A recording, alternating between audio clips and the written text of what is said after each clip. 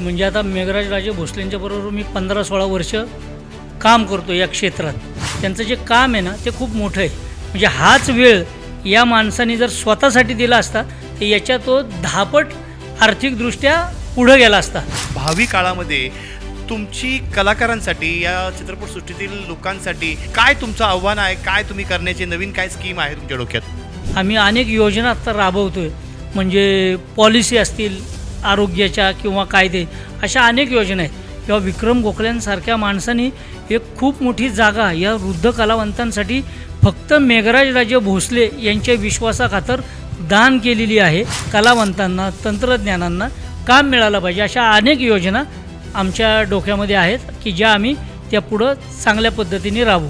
नमस्कार, स्टार महाराष्ट्र न्यूजमध्ये मी जितेंद्र वायकर आपलं सर्वांचं पुन्हा एकदा मनपूर्वक हार्दिक स्वागत करतो. मित्रांनो, सध्या संपूर्ण महाराष्ट्रामध्ये एक रणधुमाळी चालू आहे. ती रणधुमाळी कोणाची आहे तर ही रणधुमाळी आहे कलाकारांची. कारण कलाकारांचं विश्व म्हटलं तर एकच नाव आपल्याला आठवतं, ते म्हणजे अखिल भारतीय मराठी चित्रपट महामंडळ, ज्याच्या अंतर्गत सगळेच मराठी कलाकार त्याच्यामध्ये येतात. कारण ही एक मातृसंस्था आहे कलाकारांसाठी आणि त्या कलाकारांसाठी त्या मातृसंस्थेचं सध्या निवडणूक चालू आहे. सध्या सगळीकडे इलेक्शनचं वातावरण चालू आहे आणि त्याच इलेक्शनमध्ये सध्या अखिल भारतीय मराठी चित्रपट महामंडळाचे विद्यमान अध्यक्ष सन्माननीय मेघराज राजे भोसले यांचं पॅनल समर्थ पॅनल आहे, ज्याची निशाणी आहे पतंग.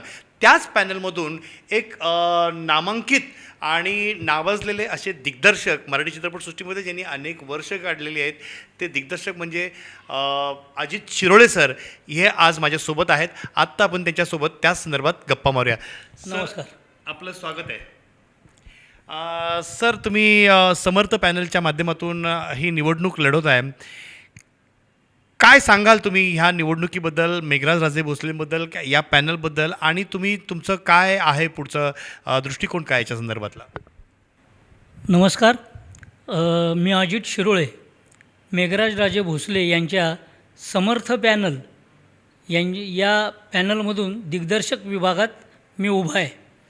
काय की अनेक वर्ष, म्हणजे आता मेघराज राजे भोसलेंच्या बरोबर मी 15-16 वर्ष काम करतो या क्षेत्रात.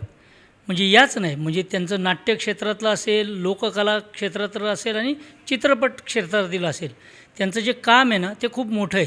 म्हणजे हाच वेळ या माणसाने जर स्वतःसाठी दिला असता तर याच्या तो 10 पट आर्थिकदृष्ट्या पुढं गेला असता. परंतु त्यांची या कलाक्षेत्राबद्दल असलेलं प्रेम, लोककलावंत असतील किंवा आमच्यासारखे तंत्रज्ञ असतील यांच्याबद्दल असलेली आस्था आणि त्या कलेवर असलेलं प्रेम, त्याच्यामुळं त्यांचा सगळा ओघ जो आहे तो या क्षेत्राकडं आहे. त्यांनी व्यवसायापेक्षा पण या क्षेत्राकडे एक आनंद म्हणून बघितलं आहे. लोकांच्या समस्या कशा सोडवायच्या याच्याकडे त्यांनी जास्त लक्ष दिलं आहे. म्हणून मी या पॅनलमधून उभं राहायचा निर्णय घेतला. जेव्हा मी हा 15-16 वर्षाचा त्यांचा अनुभव घेतला आणि ठरवलं की आपण यांच्याबरोबरच जायचं. विचार भरपूर होते, अनेक लोकांनी माझ्याकडं विचार नाही केली, पण यांचा अनुभव बघता मला असं लक्षात आलं की आपल्याला जर काही या क्षेत्रात करायचं झालं असेल लोकांसाठी, कलावंतांसाठी, तंत्रज्ञांसाठी, तर मेघराज राजे भोसले यांच्याशिवाय पर्याय नाही. सर, तुमचासुद्धा प्रदीर्घ अनुभव आहे या क्षेत्रातला. तुम्ही अनेक चित्रपटांचं दिग्दर्शन केलं आहे, अनेक दिग्गज कलाकारांना तुम्ही नवीन संधी दिली आणि त्यांच्यासोबत तुम्ही कामही केलं आहे. परंतु आता भावी काळामध्ये तुमची कलाकारांसाठी, या चित्रपटसृष्टीतील लोकांसाठी, या सर्व कला क्षेत्रासाठी काय तुमचं आव्हान आहे, काय तुम्ही करण्याची नवीन काय स्कीम आहे तुमच्या डोक्यात? एक तर काय माहिती आहे का, आपलं कलाक्षेत्र हे पूर्णपणे अस्थिर आहे. म्हणजे आपल्याला एक कायमस्वरूपी इन्कम किंवा काय असं नाही आहे, ना कुठली पेन्शन योजना, ना काही भरभक्कम आर्थिक किंवा दुसरा कुठला आधार नाही.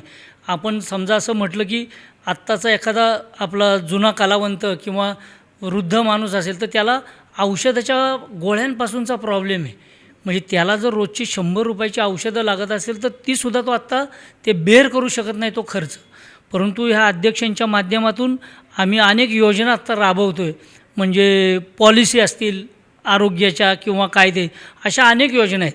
किंवा विक्रम गोखल्यांसारख्या माणसांनी एक खूप मोठी जागा या वृद्ध कलावंतांसाठी फक्त मेघराज राजे भोसले यांच्या विश्वासाखातर दान केलेली आहे चित्रपट महामंडळाच्या नावाने, की जिथं एक वृद्धाश्रम हे करून की ज्यांची शेवटचा कालखंड आहे तो चांगला जावा, अशा पद्धतीचं खूप मोठी जागा त्यांनी मेघराज राजे भोसले यांच्या माध्यमातून चित्रपट महामंडळाला दिलेली आहे. अनेक योजना आहेत की कलावंतांना त्यांचं पुढचं आयुष्य हे सुकर जावं आणि त्यांना जगताना आपला जो पहिला चांगला काळ आहे तसा शेवटचा काळसुद्धा तो चांगल्या पद्धतीने जावा, अशा अनेक योजना अध्यक्ष आणि आमची बाकीची आत्ताची जी टीम आहे ही नक्की करेल असा मला विश्वास आहे. हे आत्तापर्यंत मेघराज राजे भोसले हे अध्यक्ष असताना या सगळ्या गोष्टी घडलेल्या आहेत, परंतु बऱ्याचशा लोकांना काहीतरी नवीन अपेक्षा असतात, काहीतरी नवीन स्कीम नवीन योजनांची अपेक्षा आहे. काही नवीन स्कीम किंवा नवीन योजना तुमच्या डोक्यामध्ये आहेत का की ज्याच्यामुळे कलाकारांना आपलंसं वाटेल, चांगलं वाटेल, असं काही योजना तुमच्या डोक्यात आहेत का? योजना म्हणण्यापेक्षा काय माहिती आहे का, आत्ताची तरुण पिढीला एक चांगली दिशा या कलाक्षेत्रातील देण्यासाठी मेघराज राजे भोसले आणि आम्ही नक्की प्रयत्न करू. कारण आत्ताची या क्षेत्रात आल्यानंतर होणारी फसवणूक, त्यांचं भावी आयुष्य, कारण आम्ही अनेक कलावंत किंवा काही जी तरुण पिढी आहे ही एका म्हणजे यानं येते या चित्रपटाच्या भव्यदिव्य शोकडे, आपण नंतर त्यांचा भ्रमनिरास होतो कारण त्यांना प्रॉपर गायडन्सच मिळालेला नसतो. परंतु आमच्याकडं खूप एक चांगली टीम आहे की त्यांचे वर्कशॉप घेतील अभिनयापासून सगळ्या गोष्टींपर्यंत. आता सुनील नायकांसारखा आमच्याकडे एक चांगला कार्यकर्ता आहे, नंतर आता साऊंडबद्दल काम करणारी काही माणसं आहेत, मेकअपबद्दल, की त्या पिढीला जर प्रॉपर मार्गदर्शन मिळालं तर इथं येऊन कष्टाचं चीज व्हायला पाहिजे.